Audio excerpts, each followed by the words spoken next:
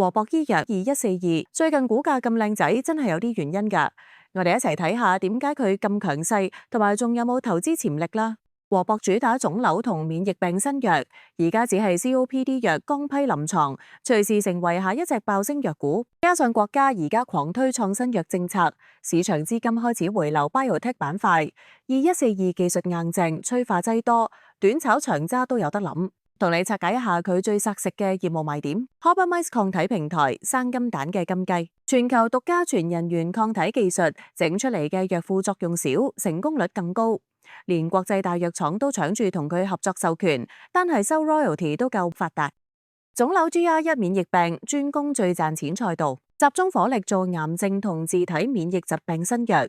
例如類風濕關節炎呢啲病藥價可以賣到天價，市場規模過萬億，食正醫療剛需。爆款助燃藥物 COPD 藥係潛在搖錢樹，最新慢性阻塞性肺病 COPD 藥物剛批臨床，全球患者超過3億人，成功嘅話分分鐘成為重磅炸彈級藥物，年銷售10億美金起跳。國際 BD 王成日同歐美大藥廠做授權交易。之前同科倫博泰單雕就值成9.7億美金，證明技術夠硬，仲可以分散研發風險，唔使自己燒晒啲錢。政策東風，國家逼住要撐，中國而家死慳死抵都要搞自主創新藥同埋北劇嘅平台，正係國家最 buy 嗰種卡脖子技術，遲早入扶持名單。簡單講，佢唔係普通藥廠，而係賣產人、抗體平台，再加埋掘金者、自然新藥雙軌並行，食盡生物科技最肥嗰嚿肉。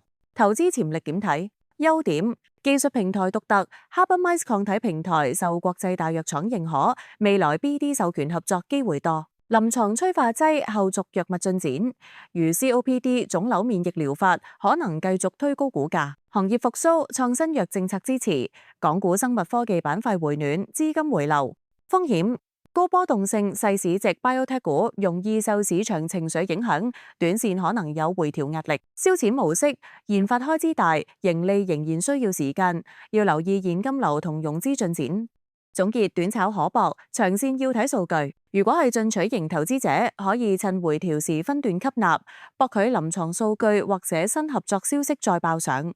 如果係穩健派，就要等更明確嘅盈利前景或者商業化進展先考慮。和博醫藥有技術、有政策支持，仲有國際合作潛力。如果未來藥物成功上市，股價可能再創新高。不過記住，高回報伴隨高風險，要控制注碼同埋做好指示。如果想第一時間收到更多潛力股嘅資訊，記住 CLS Common Luck Share 我哋條片啊！